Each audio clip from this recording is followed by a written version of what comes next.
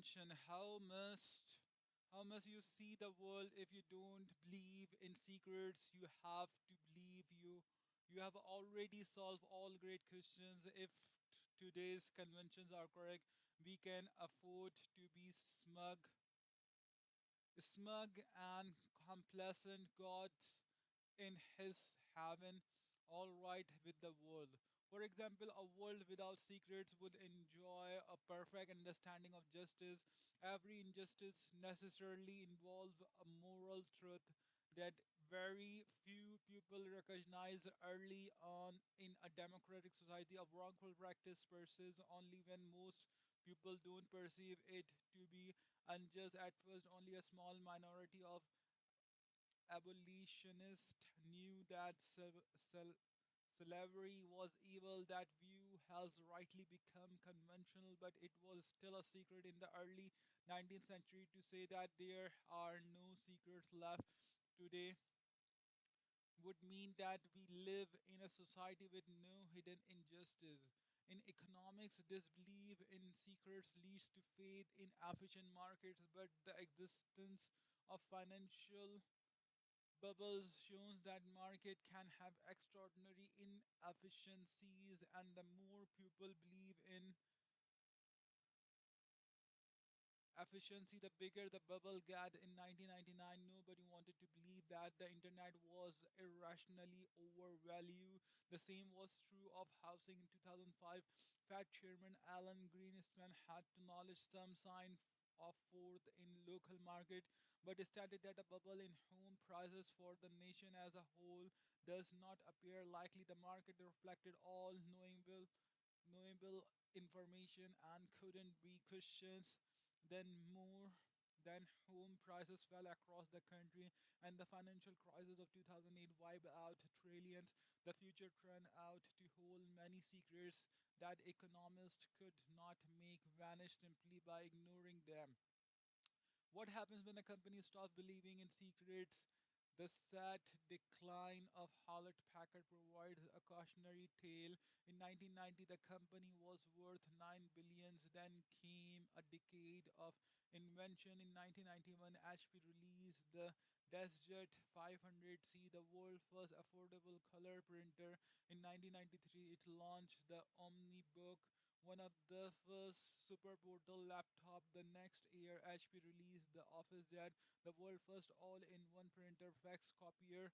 This relentless product expansion paid off. By mid 200, HP was worth 135 billion, but starting in late 1999, when HP introduced a new branding campaign around the imperative to invent, it supports inventing things. In 2001, the company launched HP Service, a glorified consulting and support shop. In 2002, HP merged with Compaq, presumable, presumable, presumably because it didn't know what else to do. By 2005, the company market cap had plunged to $70 billion, roughly half of what it had been just 5 years earlier. HP Board was a macrocosm of the dysfunction. It split into two factions, only one of which cared about new technology. That faction was led by Tom Perkins, an engineer who first came to HP in 1963 to run the company's research division at the personal request of Bill Hewlett and Dave Packard. At 73 years old in 2005, Perkins may as well have been a time traveling visitor from a bygone age of optimism. He thought the board should identify the most promising new technologies and then have Ashby build them, but Perkins' faction lost out to its rival, led by Chairwoman Patricia Dunn, a banker by trade. Dunn argued that charting a plane for future technology was beyond the board's competence. She thought the board should restrict itself to a night watchman role. Was everything proper in the accounting department? Were people following all the rules? Amid this infighting, someone on the board started leaking information to the press.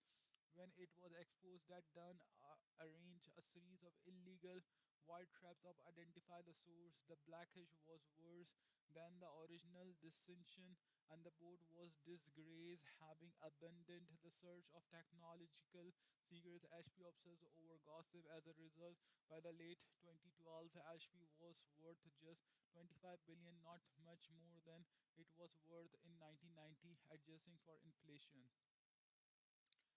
The case for secrets. You can't find secrets without looking for them. Andrew Wales demonstrates this when he proved Fermat last theorem after 358 years of fruitless inquiry by other mathematicians, the kind of sustained failure that might have suggested an inherently impossible task.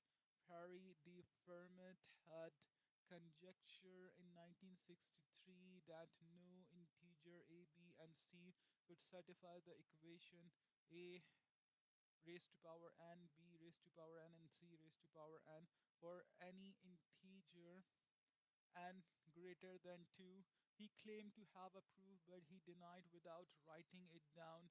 So his conjecture long remain a major unsolved problem. Mathematics Walls started working on it in 1986, but he kept it a secret until 1993 when he knew he was nearing a solution. After 9 years of hard work, Walls proved the conjecture in 1995. He needed brilliance to succeed, but he also needed a faith in secret. If you think something hard is impossible, you will never even start trying to achieve it. Believe in secrets in an effective truth.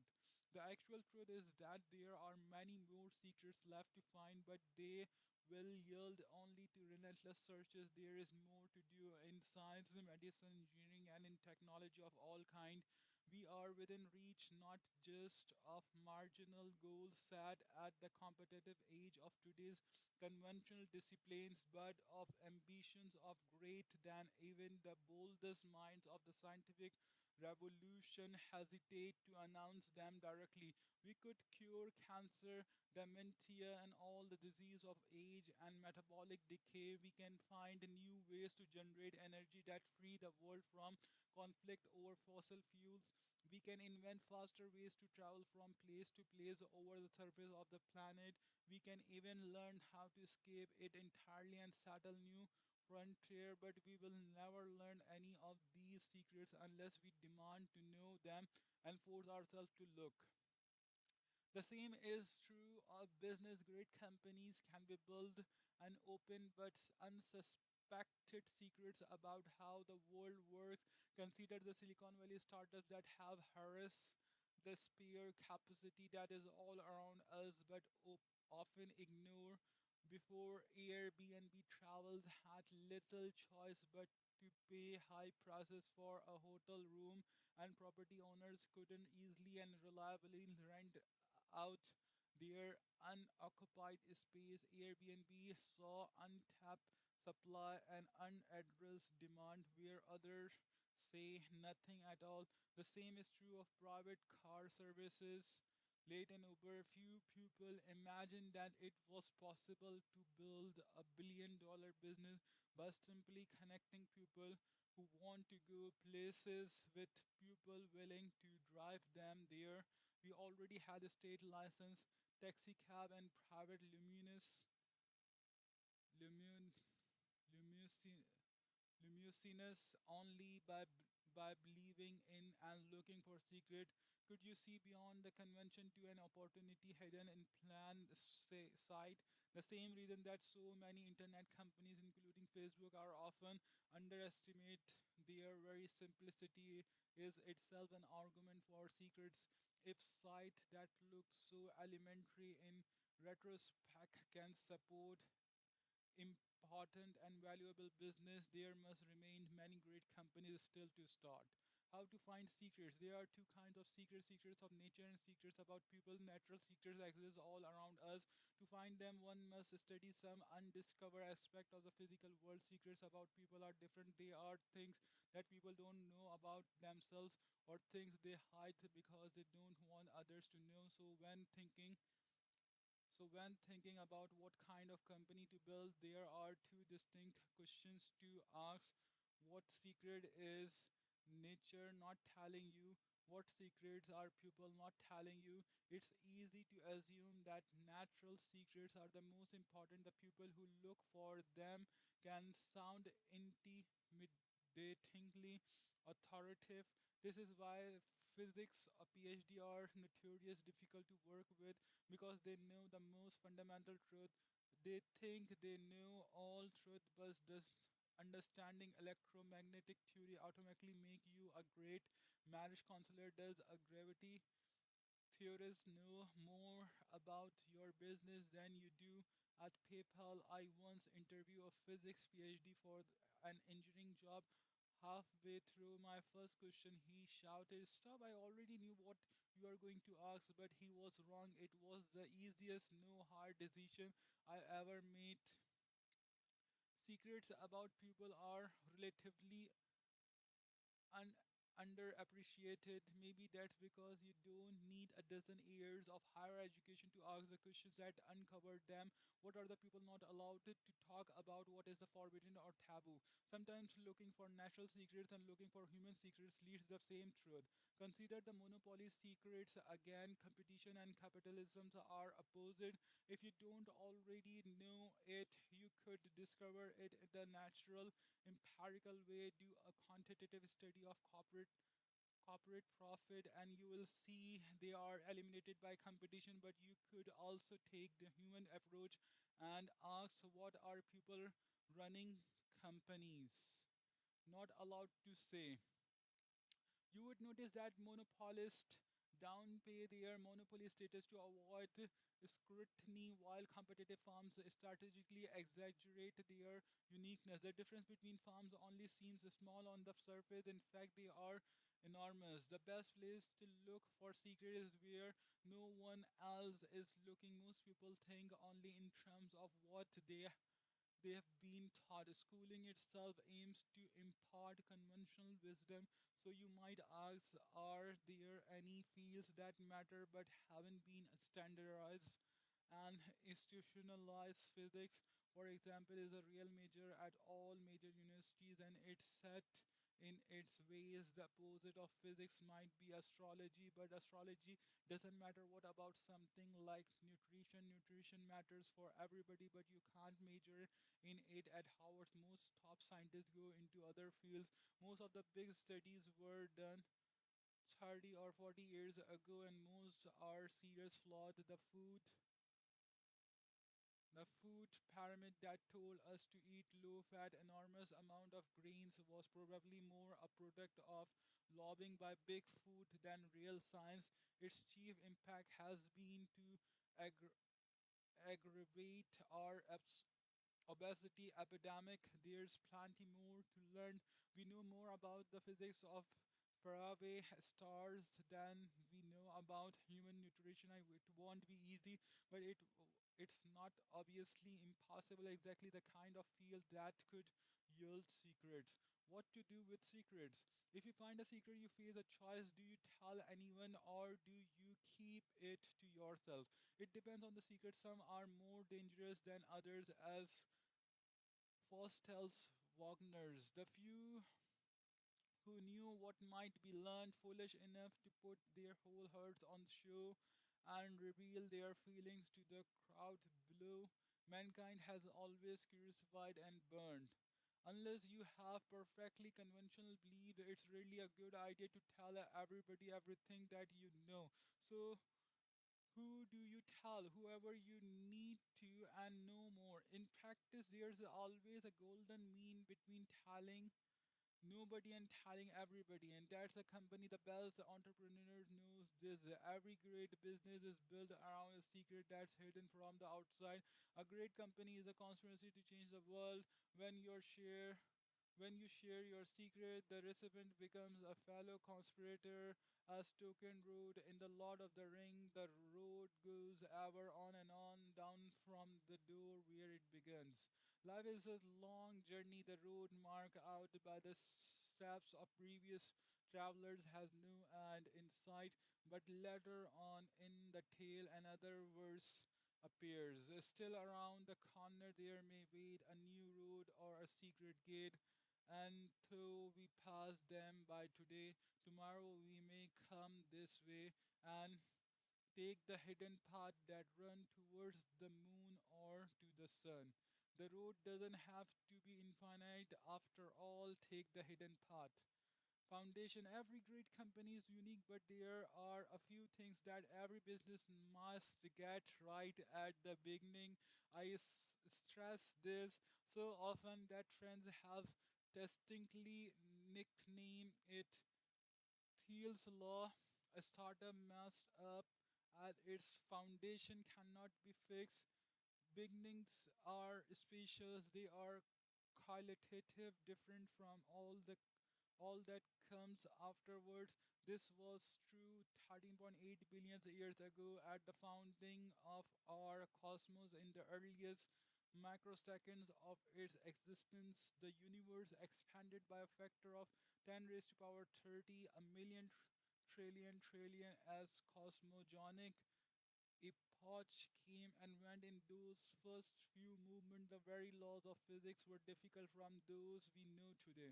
I was also true 227 years ago at the founding of our country. Fundamental questions were open for debate by the framers during the few months they spent together at the Constitutional Convention. How much power should the central government have? How how should representation in Congress be apportioned?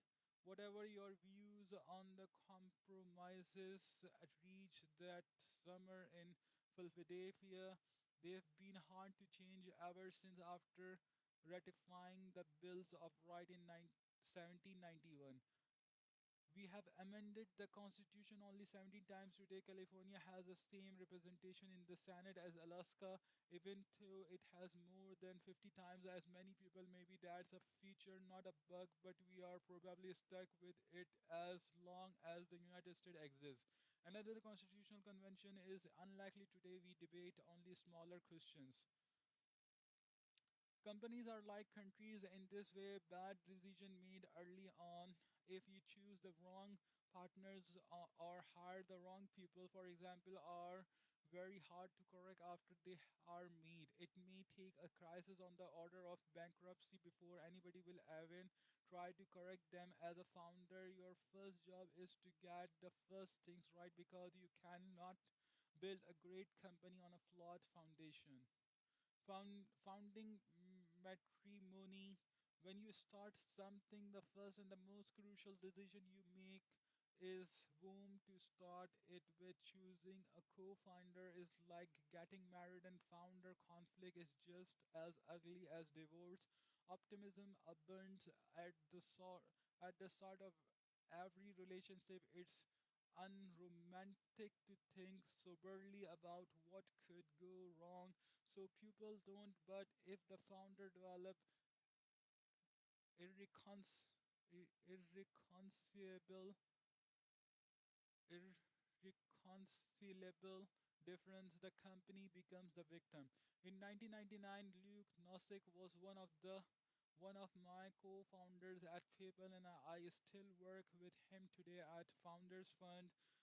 But years before PayPal, I invested in a company Luke started with someone else.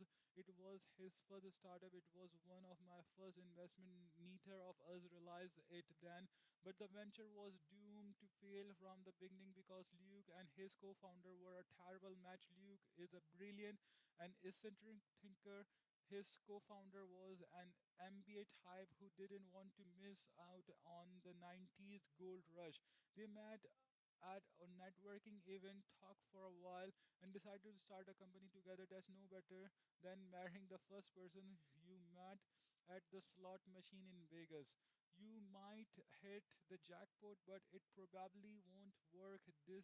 Their company blew up and I lost my money. Now I consider investing in a startup. I study the founding teams, technical abilities, and complementary skill set matter. But how well the founders know each other and how well they work together matter just as much. Founders should share a prehistory before they start a company together. Otherwise, they are just rolling dice. Ownership, possessions, and control. It's not just a founder who need to get along. Everyone in your company needs to work well together. A Silicon Valley libertarian might say you could solve this problem by restricting yourself to a sole proper proprietorship. Freud, Jung, and every other psychologist has a theory about how every individual mind is divided against itself. But in business, at least working for yourself guarantees alignment. Unfortunately, it also limits what kind of company you can build. It's very hard to go from zero to one without a team.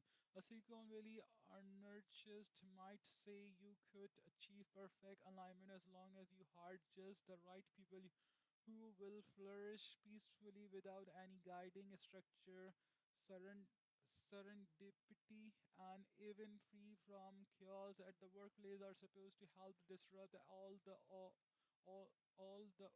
rules made and obeyed by the rest of the world. And indeed, if men were angels, no government would be necessary. But anarchic companies miss what James Madison saw. Men aren't angels. That's why executives who manage companies and directors who govern them have separate rules to play. It's also why founders and investor claims on a company are formally defined. You need good people who get along, but you also need a structure to help keep everyone aligned for the long term. To anticipate likely sources of misalignment in any company, it's useful to distinguish between three concepts. Number one, ownership, who legally owns a company equity. Number two, possession, who actually runs the company on a day to day basis. Number three, control, who formally governs the company affairs. A typical startup allocates ownership among founders, employees, and investors. The managers and the employees who operate the company enjoy possessions, and a board of directors, usually comprising founders and investors, exercise control. In theory, this division works smoothly financially. Upside from part ownership attracts and rewards investors, and working effective possession motivates and empower founders. It means they can get stuff done. Oversight from the board places managers plans in a broader perspective. In practice, distributing these functions among different people makes sense, but it also multiplies opportunities for a misalignment. To see misalignment at its most extreme, just visit the DMV. Suppose you need a new driver license. Theoretically, it should be easy to get one. The DMV is a government agency, and we live in a democratic republic. All power resides in the people who elect representative to serve them in the government. If you are a citizen, you are part owner of the DMV and your representative control it. So you should be able to walk in and get what you need. Of course, it doesn't work like that. We, the people, may own the DMV resources, but the ownership is merely fictional. The clerk and the petty tyrant who operate the DMV, however, enjoy very real possession of their small time power. Even the governor and the legislature charged with nominal control over DMV can't change anything. The bureaucracy lurches ever sideways of its own inertia, no matter what actions elect officials take accountable to nobody. The DMV is misaligned with everybody. Bureaucrats can make your licensing experience pleasurable or nightmarish at their sole discretion. You can try to bring up political theory and remind them that you are the boss, but they are unlikely to get you better service. Big corporations do better than the DMV, but they are still prone to misalignment, especially between ownership and possession. The CEO of a huge company like General Motor, for example, will own some of the company's stock, but only a travel portion of the total. Therefore, he is incentivized this size to reward himself through the power of possession rather than the value of ownership. Posting good quarterly result will be enough for him to keep his high salary and corporate jet. Misalignment can creep in even if he receives stock compensation in the name of shareholders' value. If that stocks come as a reward for short-term performance, he will find it more lucrative and much easier to cut costs instead of investing in a plan that might create more value for all shareholders for in the future.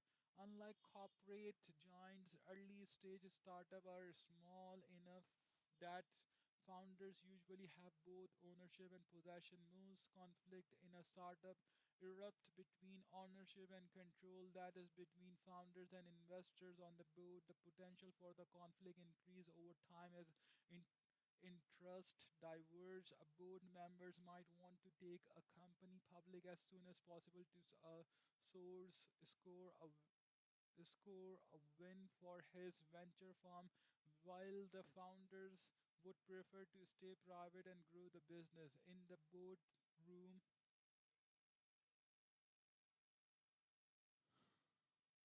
In the boardroom, less is more. The smaller the board, the easier it is for the directors to communicate, to reach consensus, and to exercise effective oversight. However, that very effectiveness means that a small board can forcefully oppose management in any conflict. This is why it's crucial to choose wisely. Every single member of your board matters. Even one problem director will cause you pain and may even jeopardize your company future. A board of 3 is ideal. Your board should never exceed 5 people unless your company is the average is 9 member.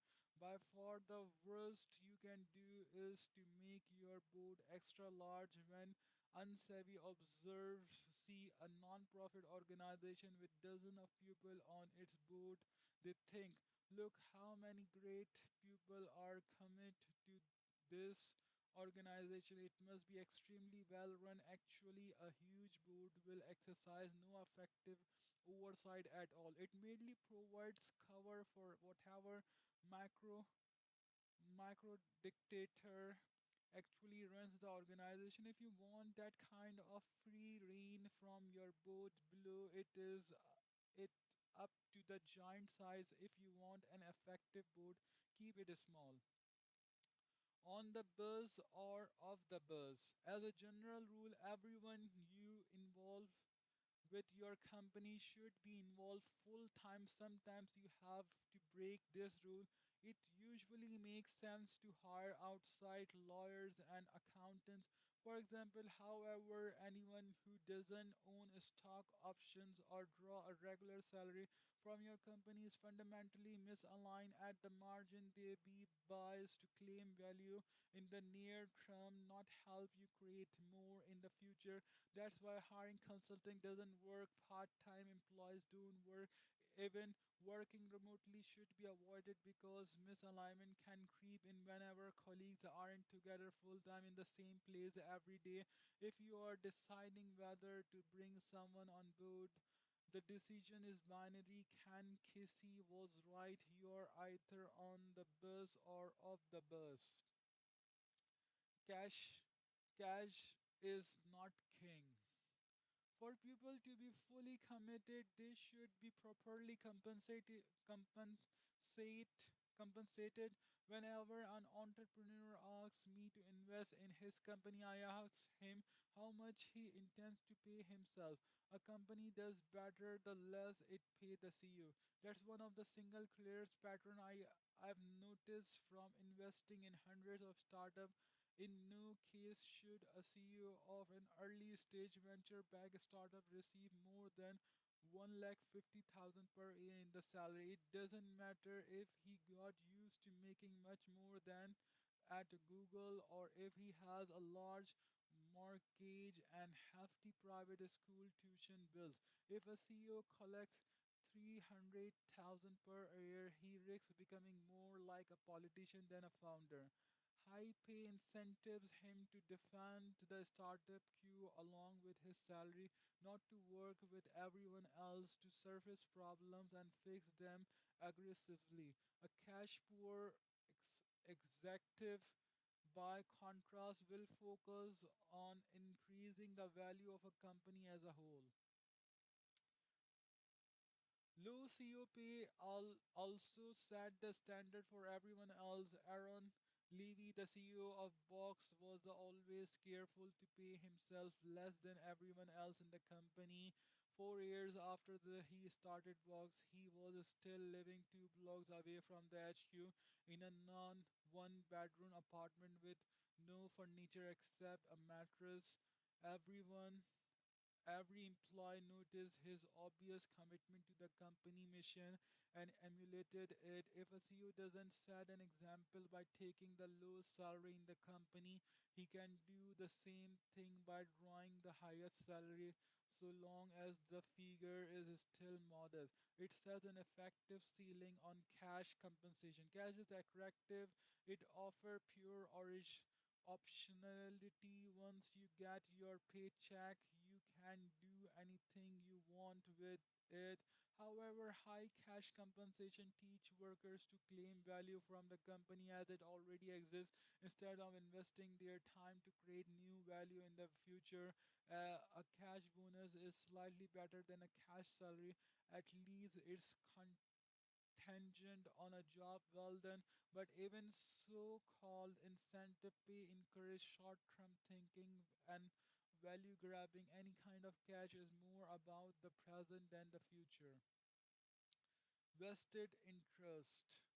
Startup don't need to pay high salaries because they can offer something better: part ownership of the company itself. Equity is the one form of compensation that can effectively orient people towards creating value in the future. However, for equity to create commitment rather than conflict, you must allocate it very carefully. Giving everyone equal share is usually a mistake. Every individual has a different talent and responsibility as well as different opportunity costs, so equal amount will seem arbitrary and unfair from the start. On the other hand, granting different amounts from upfront is just as sure to seems unfair. Resentment at this stage can kill a company, but there's no ownership formula to perfectly avoid it. This problem becomes even more acute over time as more people join the company. Early employees usually get the most equity because they take more risks, but some later employees might be even more crucial to a venture success. A secretary who joined eBay in 1996 might have made 200 times more than her industry veteran boss who joined in 1999. But Griff graffiti artist who paint Facebook office walls in 2005 got a stock that turned out to be worth 200 million, while a talented engineer who joined in 2010 might have made only 2 million. Since it's impossible to achieve perfect fairness when distributing ownership, founders would do well to keep the details secret. Sending out a company wide email that lists everyone ownership stake would be like dropping a nuclear bomb on your office. Most people don't want equity at all. At PayPal, we once hired a consultant who promised to help us negotiate lucrative business development deals. The only thing he ever successfully negotiated was a 5,000 daily cash salary. He refused to accept stock option as payment. Stories of a startup chef becoming millionaires, not with white standing. People often find equity unattractive. It's not liquid like cash. It's tied to one specific company, and if that company doesn't succeed, it's worthless. Equity is a powerful tool precisely because of these limitation. Anyone who prefers owning a part of your company to become paid in cash reveals a preference for the long term and a commitment to increasing your company value in the future. Equity can create perfect incentive, but it is the best way for our founders to keep everyone in the company broadly aligned. Extending the founding, Bob Dylan has said that he who is not busy being born is busy dying. If he right being born doesn't happen at just one moment, you might even continue to do it somehow poetically. At least the founding movement of a company, however, really does happen just once. Only at a very start do you have the opportunity to set the rules that will align people towards the creation of value in the future. The most valuable kind of company maintains an openness to invention that is most characteristic of beginning. This leads to to a second, less obvious understanding of the founding. It lasts as long as companies it creating new things, and it ends when creating stops. If you get the founding movement right, you can do more than create a value company. You can steer its distinct future towards the creation of new things instead of stewardship of inherited success. You might even extend its founding indefinitely. The mechanics of mafia start with a thought experiment. What would the ideal company culture look like? Employees should love their work.